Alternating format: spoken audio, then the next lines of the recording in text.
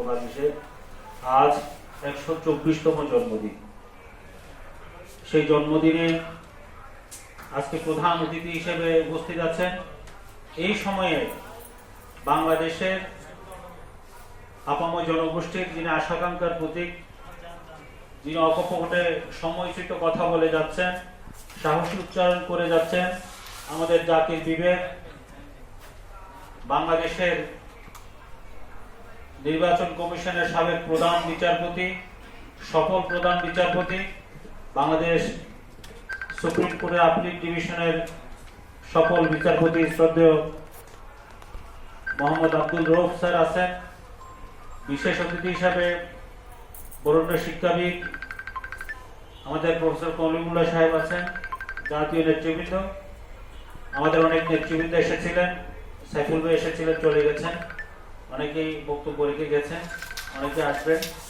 আমি শুরুতেই আমার মহান নেতা মাওলানা আব্দুর রশিদ তর্কবাগীশের আত্মার মাগফিরাত কামনা করছি, মাগফিরাত কামনা করছি ডক্টর শহীদ মিলনের। আজ মিলন দিবস, সেই সাথে এই গণ অভ্যুত্থানে এবং ফ্যাসিস্ট বিরোধী আন্দোলনে, মহান মুক্তিযুদ্ধে, ভাষা আন্দোলনে যারা শহীদ হয়েছেন সকলের আত্মার মাগফিরাত কামনা করছি। বন্ধুরা আমার, আজকে আলোচ্য বিষয় হচ্ছে গণ অভ্যুত্থানের চেতনায় জাতীয় ঐক্যমত্য চাই। এই বিষয়ের উপর বক্তব্য রাখবেন মাননীয় প্রধান অতিথি। আমরা সবাই অংশগ্রহণ করব, 2-1 মিনিট করে কথা বলবো। আমি শুধু বলতে চাই, মাওলানা আব্দুর রশিদ তর্কবাগীশ যে গণ আজাদী গঠন করেছিলেন, গণ আজাদী লীগ, তিনি মুক্তিযুদ্ধের অন্যতম সংগঠক। দেশ আজাদী হয়েছে, কিন্তু মানুষের আজাদী হয় নাই। আজকেও কি হয়েছে আজাদী? আজকে কি গণতন্ত্র শহীদ নূর হোসেনের বা মিলনের গণতন্ত্র মুক্তি পেয়েছে? আমরা কি বৈষম্যহীন বাংলাদেশ পেয়েছি? আমরা কি যে সুশাসন পেয়েছি? এখনো মানুষের আজাদী হয়নি।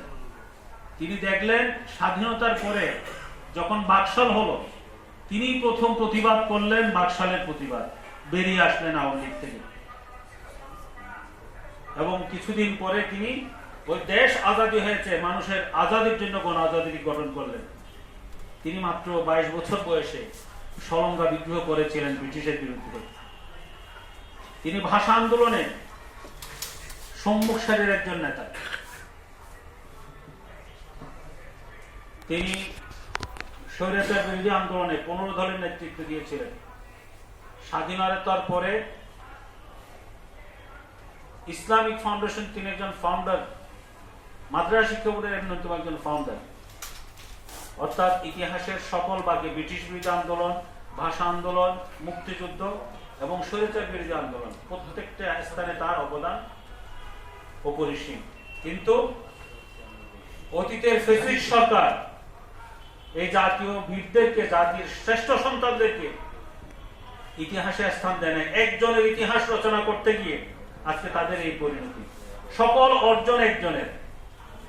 আমাদের হোসেন শহীদ সোহরাওয়ার্দীর নাম, শেরে বাংলার নাম, মৌলানা ভাসানীর নাম, আমাদের তর্কবাগীশ সাহেবের নাম, এরকম জাতীয় শ্রেষ্ঠ সন্তানদের জাতীয় দিবসগুলি, জন্মদিন, মৃত্যুদিন তারা পালন করতেন না।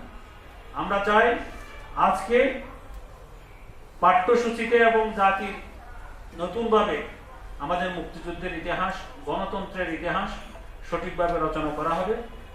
আজ অতীতে ফিরে যেতে চাই না, অতীত থেকে শিক্ষা নিয়ে আজকে যে ছাত্র জনতা যে বিপ্লব হয়েছে, সেই বিপ্লবের চেতনাকে যদি ধরে রাখতে চাই, জাতীয় ঐক্য ছাড়া এটা সম্ভব নয়। দেশি বিদেশি চক্রান্ত শুরু হয়েছে।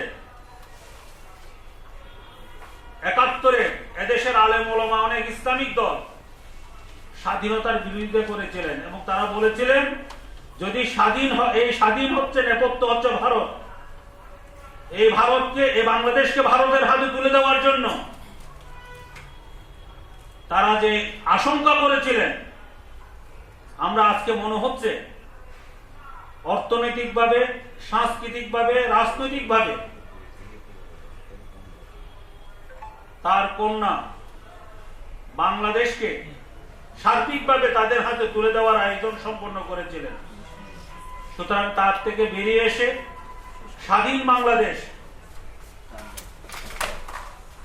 বাংলাদেশ, গণতন্ত্রের বাংলাদেশ, সুশাসনের বাংলাদেশ এবং গণ অভ্যুত্থানের চেতনার বাংলাদেশ প্রতিষ্ঠা করতে হলে স্যার যে একটা কথা বলেন, জাস্টিস রোগ স্যার, সেটা হচ্ছে আনুপাতিক হারে ভোট। আনুপাতিক হারে যদি ভোট হয় তাহলে সত্যিকারের গণতন্ত্র বাংলাদেশে প্রতিষ্ঠা হবে। স্যার আরেকটি কথা বলেন, আমাদের বিচার ব্যবস্থা হচ্ছে ব্রিটিশ সিস্টেমে পরিচালিত। যদি আমেরিকান সিস্টেম আইন থাকে, আইন যদি ব্রিটিশ সিস্টেম আমেরিকান সিস্টেম হয়, তাহলে হয়তো সুশাসন প্রতিষ্ঠা হবে।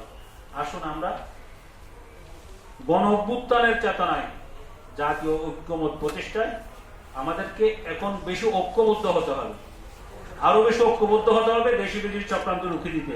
আমরা আজকে মাননীয় প্রধান অতিথির কাছে কৃতজ্ঞতা এবং জাতীয় নেতৃবৃন্দ সবার কাছে কৃতজ্ঞতা জানাচ্ছি।